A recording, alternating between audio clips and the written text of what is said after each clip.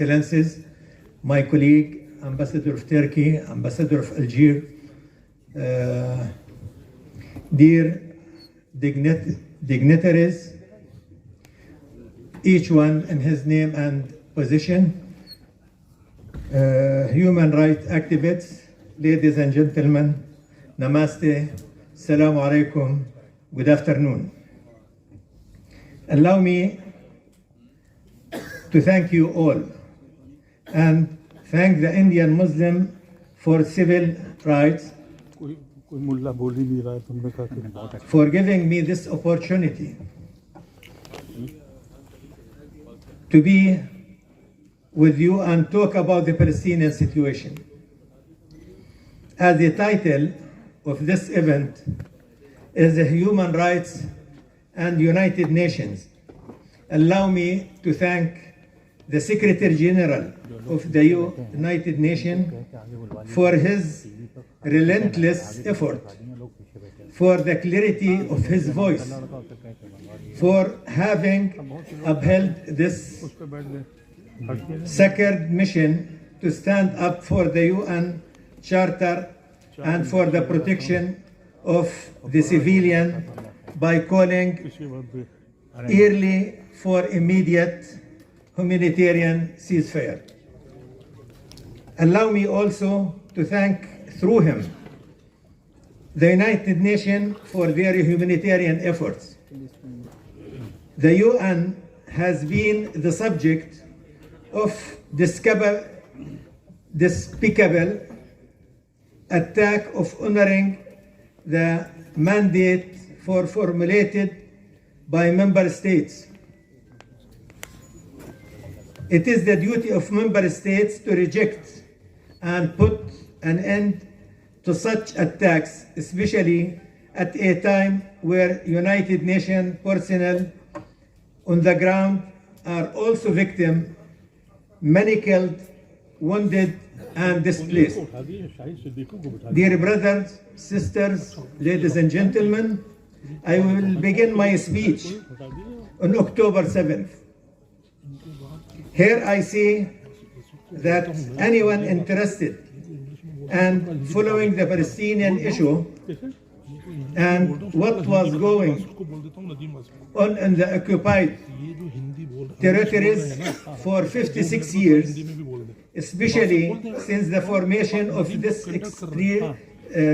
extremist government headed by Mr. Netanyahu, with the participation of the extremist settler leaders such as Ben Gvir and Smotrich, should without any doubt expect that something big is going to happen.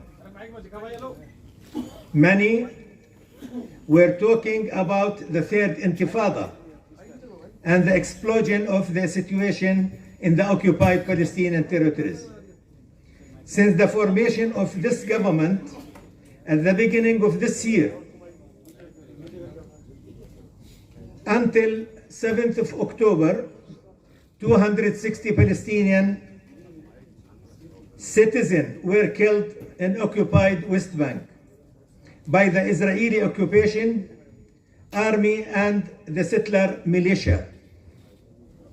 The largest percentage of land was confiscated to build and expand settlements, as well as the largest percentage for building settlement units in West Bank and East Jerusalem, poisoning the lives of the Palestinian population through 645 military checkpoints on the roads of the West Bank, in addition to arbitrary arrests and sentences, where more than 5,000 detainees remain, some of whom have been detained since before Oslo Accord.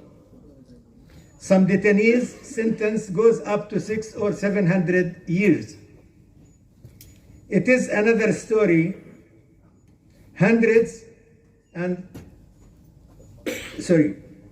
As for East Jerusalem and the Islamic and the Christian sanctities, it is another story.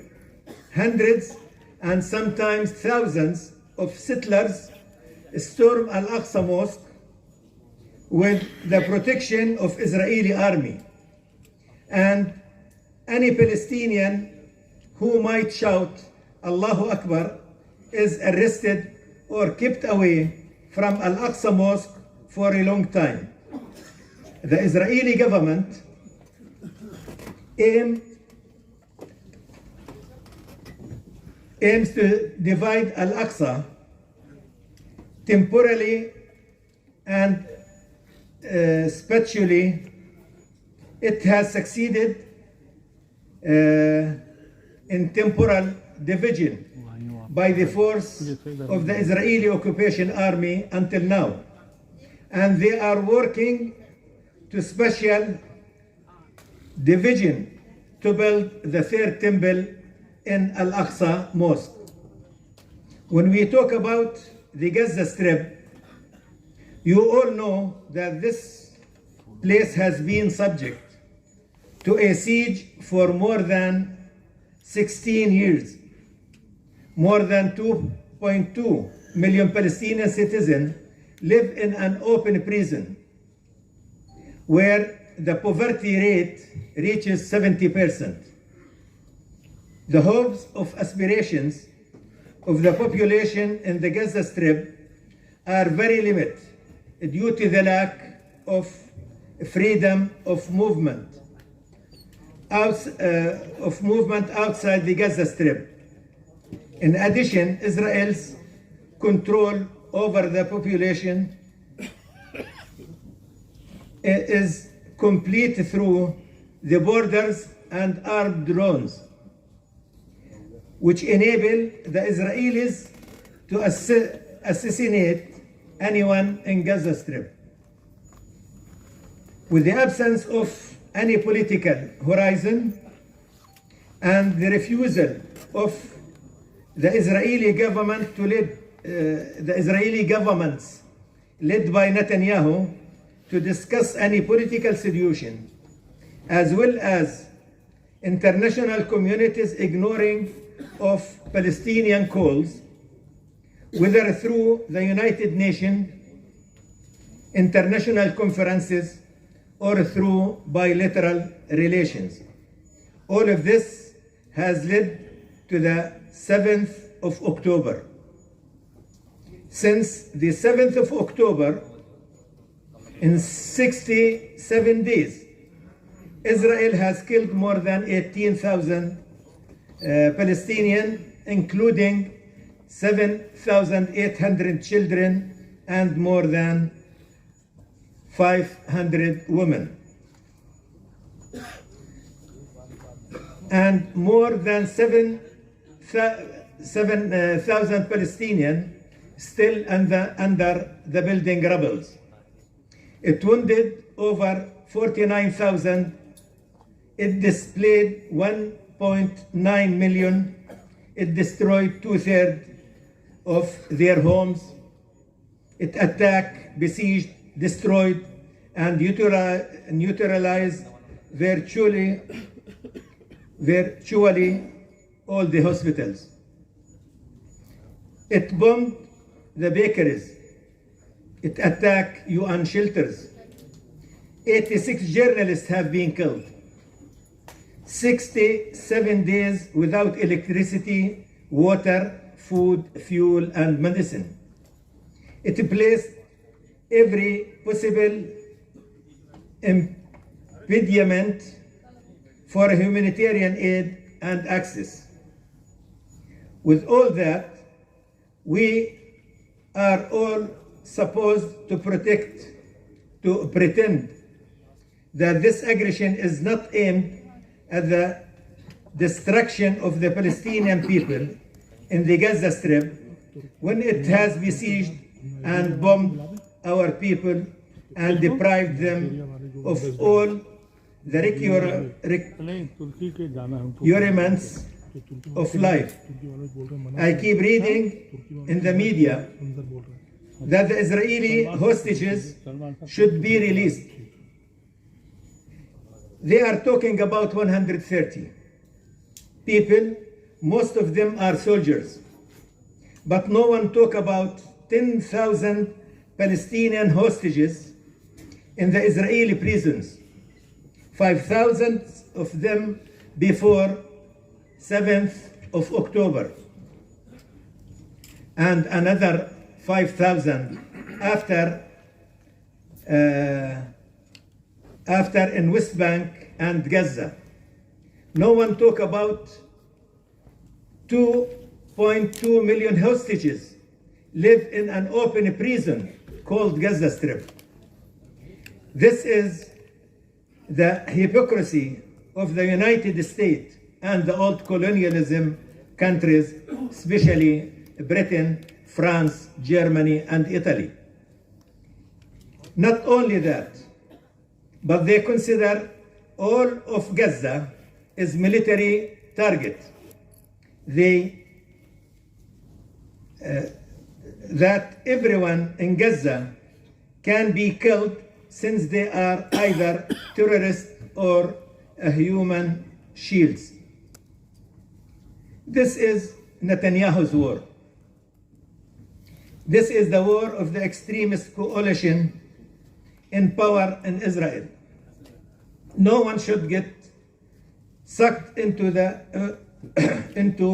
it any further. Its aim is not security. Its aim is to prevent forever any prospect of Palestinian independence and of peace. These intentions are clear in the Gaza Strip as well in the West Bank, including East Jerusalem. The Palestinian people will not die silence. The Palestinian people will not die in vain. The Palestinian people deserve respect. Every people does, but we have earned it. We have paid the heaviest of a price to earn it. We have survived every attempt in annihilate us over a century with barely any means. Show us respect, not in words, but in deeds. Show respect to our lives. At the end, I would like to thank you very much. To our rights, Show respect to our lives, to our rights. Thank you very much.